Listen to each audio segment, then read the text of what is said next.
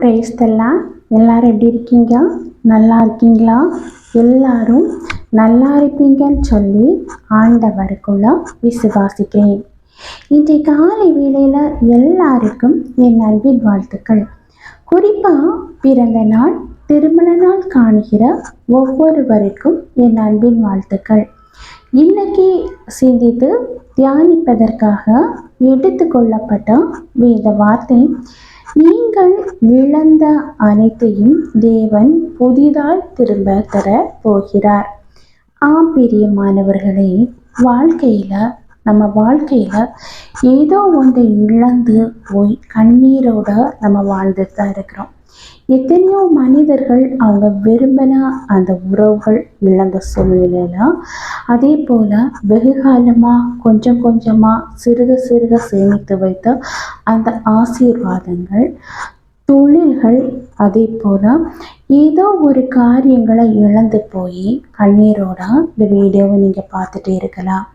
இன்னைக்கு ஆண்டவர் என்ன சொல்கிறாருன்னா, நீங்கள் இழந்து போனதை புதிதாக திரும்ப கர்த்தராகிய இயேசு கிறிஸ்து இன்றைய நாளில் உங்களுக்கு தருவேன் அப்படின்னு சொல்கிறாரு.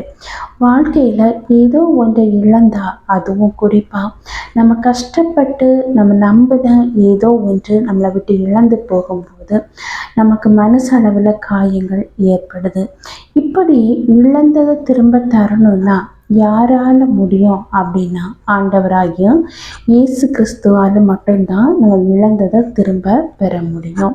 ஏன்னா அவர் அற்புதத்தின் தேவன். இழந்து போன உடனே ஐயோ என்னுடைய வாழ்க்கையில் எல்லாமே இழந்து போச்சு அப்படிங்கிற ஒரு நம்பிக்கையற்ற சூழ்நிலை நமக்குள்ள வருது. ஒரு பயம் கலந்த ஒரு உணர்வு வருது. இனி எப்படி நம்ம இழந்ததை திரும்ப நம்ம பழையபடியும் நம்ம சம்பாதிக்க முடியும், இல்லைனா இழந்த உறவுகளை திருப்பி நான் எப்படி திரும்ப பெற முடியும் அப்படிங்கிற ஒரு பயம், ஒரு பதட்டம், ஒரு வேதனை எல்லார் மனசுலையும் இருந்துட்டு தான் இருக்குது. இப்படி இழந்த உங்களுக்கு ஆண்டவர், நீங்கள் இழந்த எந்த காரியமாக இருந்தாலும் சரி, அதை திருப்பி தந்து உங்களை ஆசீர்வதிப்பேன் அப்படின்னு சொல்கிறாரு. இப்போ நம்ம பைபிளில் என்னாகமம் 14வது அதிகாரம் 9வது வசனத்தை எடுத்து நம்ம படிக்கும்போது, நீங்கள் பயப்பட வேண்டியதில்லை, கர்த்தர் நம்மோடே இருக்கிறார். பாருங்க, உங்கள் வாழ்க்கையில் இழந்து போனதை திருப்ப தர ஆண்டவர் நம்ம ஒவ்வொருவரு கூடயும் இருக்கிறாரு. அதனால் பயப்படவே வேண்டாம். இன்னைக்கு ஆண்டவர் என்ன சொல்கிறாரு அப்படின்னா, நான் இழந்ததை திருப்பி தருவேன்னு சொல்கிறாரு. நம்ம வாழ்க்கையில் நம்ம இழந்து போனால் ஏதோ ஒன்று நமக்கு திருப்பி கிடைக்கணும்னா நம்ம கூட ஆண்டவர் இருக்கணும். ஆமீன், ஹல்லேலூயா. ஆண்டவர் நம்ம கூட இருக்கும்போது நம்ம எது இழந்தாலும் அது ரெட்டத்தனியாக நம்ம வாழ்க்கையில் வந்து கிடைக்கும். பெரியமானவர்களே, நம்ம இழந்த உடனே பயப்படுறோம். ஐயோ இந்த ஆசீர்வாதங்களை நான் இழந்துட்டேனே, இனி இந்த ஆசீர்வாதம் கிடைக்கணும்னா நான் எத்தனை வருஷம் நான் உழைக்கணும், இந்த ஆசீர்வாதம் என்னை விட்டுட்டு போயிட்டே அப்படின்னு சொல்லி எல்லாம் நம்ம பயம் வருது. இப்படி பயப்படாமல் ஆண்டவர் நம்ம கூட இருக்கணும் அப்படிங்கிற ஒரு விசுவாசம் நமக்குள்ள வேணும். நம்ம ஆண்டவரோடு இருக்கும்போது நம்ம இழந்து போன செல்வங்களாக இருக்கலாம், இல்லைன்னா ஏதோ நமக்கு விரும்பின ஒரு காரியங்களாக இருக்கலாம். எதுவாக இருந்தாலும் அதை ஆண்டவர் திருப்பி தந்து அதை ஆசீர்வதிப்பார். ஆண்டவர் நம்ம கூட வரும்போது, நமக்குள்ளே வரும்போது அவர் தரக்கூடிய ஆசீர்வாதம் ரெட்டத்தனியான ஆசீர்வாதமாக இருக்கும். இப்போது ஒரு மனுஷன் நம்ம கூடவே இருக்கிறாரு அப்படின்னா, அந்த மனிதன் ஃபுல் டைமு நம்ம கூட இருப்பாங்களா அப்படின்னா கிடையாதுங்க. ஆண்டவர் அப்படி இல்லை. அவர் நம்ம கூட இருப்பாருன்னா கண்டிப்பாக நம்மளுக்கு எந்த ஒரு தீங்கும் அணுகாது, எந்த ஒரு பொல்லாப்பும் நமக்கு நேரிடாது. நம்ம வாழ்க்கையில் இழந்து போன அந்த காரியங்களை அவர் திருப்பி தரதுக்கு அவர் நம்ம கூட வந்து வாசம் பண்ணணும். அப்படின்னா என்ன பண்ணணும் அப்படிங்கும்போது, நம்ம பாவங்கள்லேருந்து விடுதலை அடையணும், சாபங்கள்லேருந்து விடுதலை அடையணும், ஆண்டவருடைய பிள்ளையாக மாறணும். இப்படி நம்ம ஆண்டவருடைய பிள்ளையாக மாறும்போது ஆண்டவர் நமக்குள்ளே வருவார். நமக்குள்ளே வரும்போது நம்ம எதெல்லாம் இழந்தோமோ அதெல்லாம் திரும்ப பெறுவோம். இப்போ நம்ம பைபிளில் நம்ம பார்க்கும்போது யோபுவோட வாழ்க்கையை பாருங்க. எத்தனையோ ஆசீர்வாதங்களோடு வாழ்ந்த யோபு எல்லாம் இழந்த நிலைமையில பிசாசால சோதிக்கப்பட்டு ஆண்டவரை விட்டு ஆனாலும் விலகாமல் கர்த்தர் தந்தார், கர்த்தர் எடுத்தார் அப்படின்னு சொல்லி ஆண்டவரை மகிமைப்படுத்தினார் அல்லவா.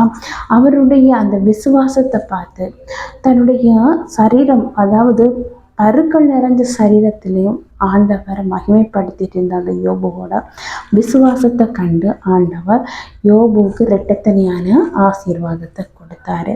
இப்போ நம்ம வாழ்க்கையில் ஏதோ ஒன்று இழந்து போயிருக்குதா? அந்த இழந்த காரியங்கள் திருப்பி கிடைக்கணும்னா நம்ம விசுவாசம் வைக்கணும் ஆண்டவர் மீது.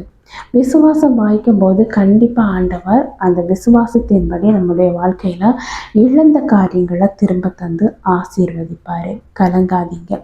வாழ்க்கையில் பாருங்கள், போராட்டங்களை கண்ட உடனே பயப்படுறது, ஐயோ இந்த போராட்டம் இனி மேற்கொண்டுருமோ அப்படிங்கிற ஒரு பயம், ஒரு வேதனை, ஒரு கலக்கம் நமக்குள்ளே இருக்குது.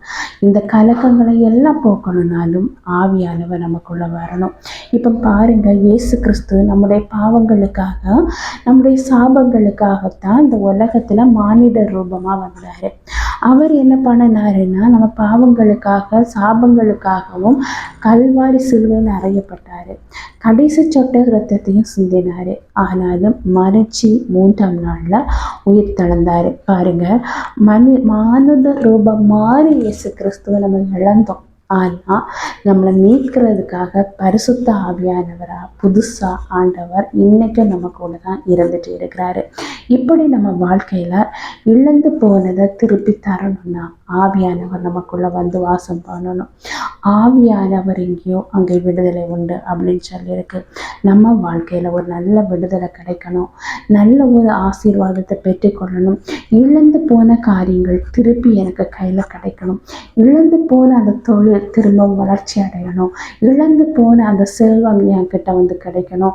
இழந்து போன என்னுடைய சமாதானம் இல்லாத வாழ்க்கையில் நான் வாழ்ந்துட்டு இருக்கேன், இன்னும் என் வாழ்க்கையில் ஒரு சமாதானம் வேணும், நான் சமாதானத்தை இழந்து போனேன் அப்படின்னு சொல்லி கலக்கங்களோடு இருக்கிறவங்களுக்கெல்லாம் ஆவியானவர் உங்களுக்குள்ள வந்து வாசம் பண்ணும்போது கண்டிப்பாக நீங்கள் இழந்த அந்த காரியங்கள்லேருந்து ஒரு பெரிய விடுதலை கிடச்சி இழந்த காரியங்கள் திருப்பி புதுசாக உங்களுக்கு இரட்டத்தனியான ஒரு ஆசீர்வாதமாக உங்கள் வாழ்க்கையில் வரும். கண்டிப்பாக பிரியமானவர்களே, அதே போல் ஆபிரகாமை யோசித்து பாருங்கள்.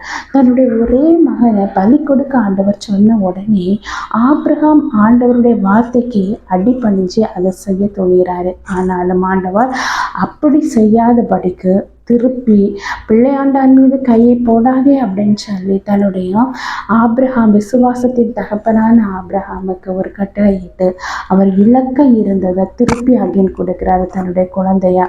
அதாவது ஆபிரகாமுடைய குழந்தையை திருப்பி அவருக்கே கொடுக்கிறாரு. இப்படி ஆண்டவர் தன்னிடம் விசுவாசமாக இருக்கிற ஒவ்வொருவருடைய வாழ்க்கையிலும் அற்புதத்தை தர வல்லவராக இருக்கிறாரு. இழந்து போனதை திருப்பி தரக்கூடிய வல்லமை உள்ள தேவனாக இருக்கிறாரு. இப்போ உங்கள் வாழ்க்கையில் இழந்து போன சமாதானமாக இருக்கலாம், ஆசீர்வாதமாக இருக்கலாம், தொழிலாக இருக்கலாம், நிம்மதியாக இருக்கலாம், ஏதோ ஒன்று கலங்கி போய் இழந்ததை நினச்சி கலங்குறீங்களா? இன்றைக்கி ஆண்டவர் சமூகத்தில் நீங்கள் அப்பா அப்படின்னு சொல்லி நீங்கள் கேட்கும்போது, ஆவியானவருக்கு இடம் கொடுக்கும்போது கண்டிப்பாக உங்கள் வாழ்க்கையில் இழந்து போனதை திருப்பி தந்து அவர் உங்களை ஆசீர்வதிக்க வல்லவராக இருக்கிறாரு. ஒரு சின்ன ப்ரேயர் பண்ணலாமா? அன்பின் பரலோக தந்தையே, அப்பா, இந்த அருமையான வேலைக்காக நன்றி ஆண்டவரே. எத்தனை பேருக்கோ கிடைக்காத ஒரு நல்ல தருணத்தை எங்களுக்கு தந்தீங்கப்பா. அந்த மேலான கிருபைக்காக நன்றி ஆண்டவரே. இப்பொழுதும் ஆண்டவரே, என்னோடு கூட சேர்ந்து ஜெபிக்கிற ஒவ்வொருவரையும் கண்ணோக்கி பார்க்க வேண்டும் என்று ஜெபிக்கிறேன் ராஜா. அவங்க வாழ்க்கையில் ஏதோ ஒன்றை இழந்து போய் ஐயோ என்னுடைய வாழ்க்கையில் இது கிடைக்காதா அப்படின்னு சொல்லி கண்ணீரோடு ஜெபிக்கிற மக்கள் உண்டு ஆண்டவரே. அப்பா, எதை இழந்து அப்பா அவங்க கண்ணீரோடு ஜெபிக்கிறாங்களோ அந்த காரியத்தில் ஒரு பெரிய அற்புதத்தை செய்ய வேண்டும் என்று ஜெபிக்கிறேன் ஜெபிக்கிறேன். அதிசயத்தை செய்ய வேண்டும் என்று ஜெபிக்கிறேன். இழந்தது இரட்டத்தனையாய் கொடுத்து அப்பா நீங்கள் ஆசீர்வதிக்க வேண்டும் என்று ஜெபிக்கிறேன். நீங்கள் அப்படி அவங்க வாழ்க்கையில் ஒரு பெரிய அற்புதம் செய்வதற்காக நன்றி. அதிசயம் செய்வதற்காக நன்றி அப்பா. ஒவ்வொருவரையும் தாழ்த்தி உம்முடைய கரத்திலே ஒப்படைக்கிறேன். நீங்கள் பொறுப்பெடுத்து வழி நடத்தி செல்லுங்க.